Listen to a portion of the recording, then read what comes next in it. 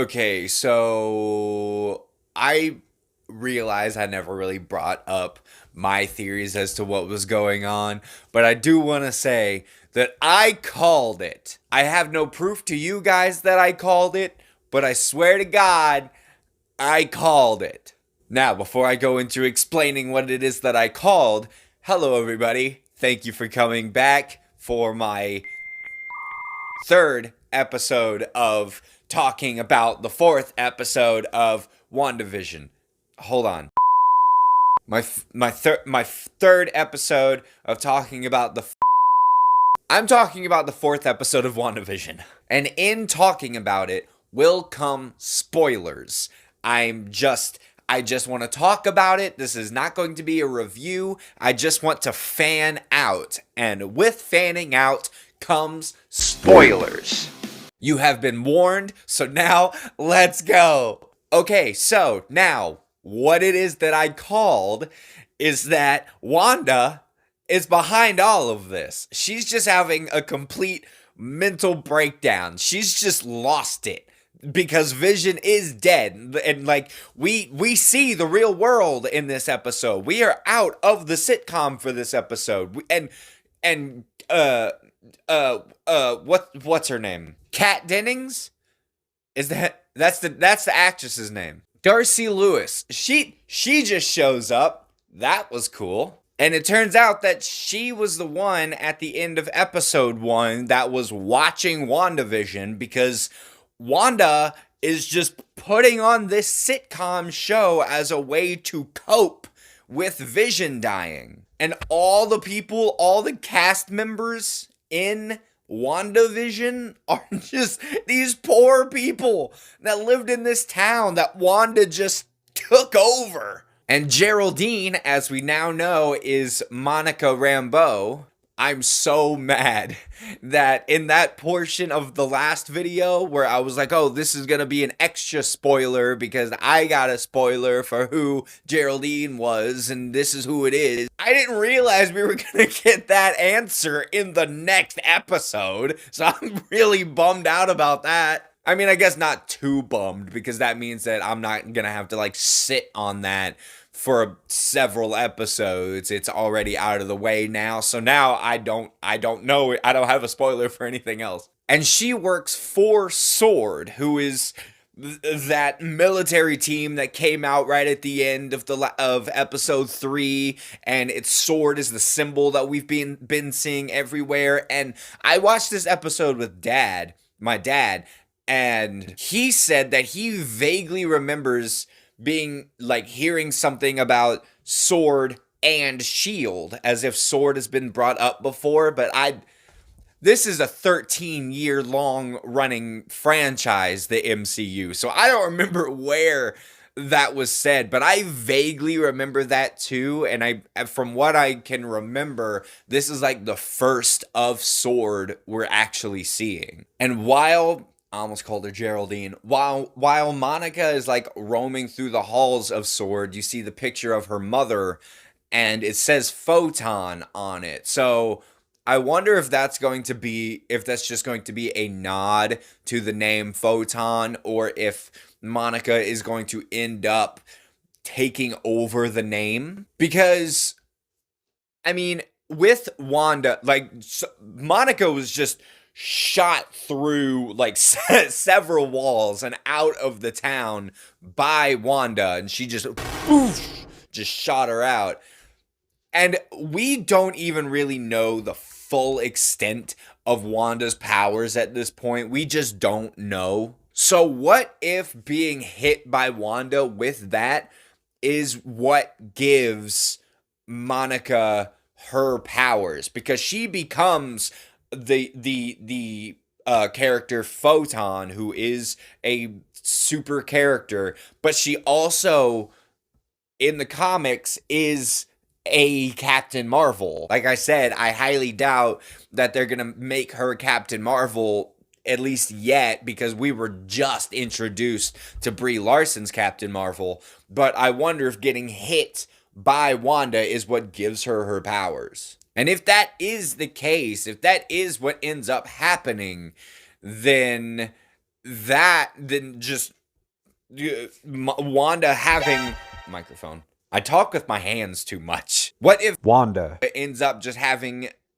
an absolute complete breakdown and just like power blasts in just a like large radius of people, and that's how we get like mutants and the X-Men. We were straight up told that Wanda's powers are equivalent to that of the Big Bang, so it's really not hard to imagine that she would be able to create mutants. It's going to be either one of those. The mutant powers are either going to come from Wanda changing the DNA of people around her, or it's going to come from the multiverse thing in the next Spider-Man movie and the Doctor Strange and everything. Also, apparently the FBI guy, the one who like ends up doing the card trick, he's a recurring character now, but Ant-Man and the Wasp is the one MCU film I haven't seen, so like I didn't even know. My dad had to point it out. But he was the one on the radio talking to Wanda like,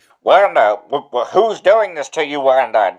Wanda, are you there? But with that, I'm gonna go into something I'm even more confused about and hope they delve further into, because they like give some answers in this episode, but leave me with more questions with those answers. Like, first of all, the helicopter that Wanda sees in the bushes, the little toy helicopter that's colorized, we now know that that was a drone that Monica sent into the town, and it basically just morphed into a time period accurate helicopter toy. And the beekeeper guy was not a beekeeper. He was a guy in a hazmat suit that came through the sewer to take a look at the town. And so when he crossed that threshold, he basically just his suit basically just morphed into whatever would be most time period accurate to what he was wearing, which was a beekeeper outfit. Okay, cool. Awesome. But what happened to him? Is he okay? Is he dead? Does he no longer exist? Because the last week, like, his rope got severed and it turned into a jump rope. And then the last we see of him is when Monica sees him and says no, and then does the rewind thing. The rewind thing is something I didn't talk about before because I was just gushing about everything else, but the rewind thing is something that that blew my mind both times that it did it. Wanda saw the beekeeper guy and was like, no, and then rewound. And then when everything became colorized as if it was the 70s, Vision said something to her about the town being wrong, and then it like skipped backwards to right before Vision said that, and it just went on. So that was my first clue that Wanda was in charge of everything. Basically, every time something was done or something was said that she didn't like or didn't fit the narrative that she wanted, she just set it back and changed what was going to be said and or done.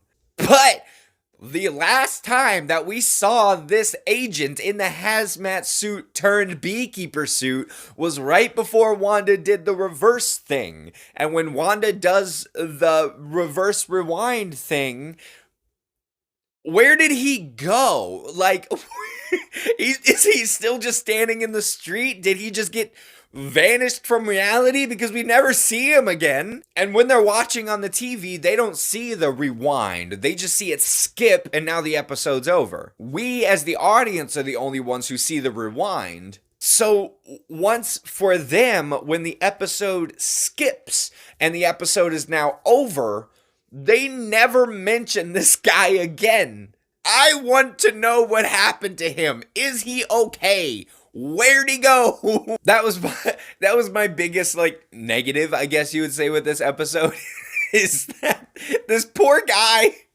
I want to know if he's okay. But yeah, that was my biggest like flaw with this episode, was just with the answers came more questions, which could be their whole they could have done that on purpose, you know, because this is very much a keep you guessing type of show. I'm really curious as to where this show's gonna go now. Like, now that we have seen the real world and we know what's happening, I wonder if the next episode is going to be back to the sitcom thing, or if it's going to be like half and half, because these are only 30-minute long episodes. So I wonder where the like TV show thing is going to go. Seeing the real world, though, it was for me, it was a little jarring at first, because I was so used to seeing like is it 4:3? I don't know, but the aspect ratio of the sitcoms. And then we're now in an aspect ratio of how we're used to seeing things, and camera vibrancy and camera shots that we're used to seeing things. And it was a little jarring. I was like, oh, this isn't what I'm used to anymore. I'm also not ashamed to admit that this shot startled the hell out of me. It was so jarring and it freaked me out. Yeah, I wonder where it's gonna go now. I wonder how they're gonna proceed, because if I remember correctly, this is only a 9-part miniseries, so there's not a lot left. But yeah, this was a crazy episode, and I just, like I said, I know I never, at least I don't remember bringing up my theory about it being Wanda in control of everything, but I called it, and I was right. Did you see the 4th episode of WandaVision? If you did, what did you think about it? If you did not, why are you watching this video? I just spoiled everything for you.